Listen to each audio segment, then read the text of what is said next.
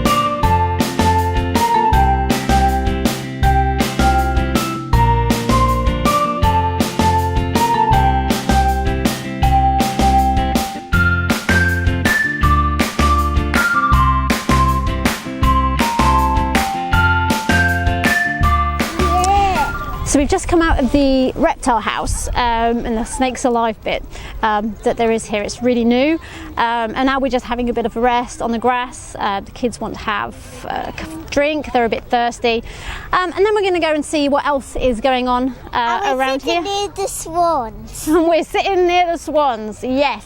There are some really nice big horses doing rides around this place, and we're going to go feed the animals, aren't we? And that should be really fun.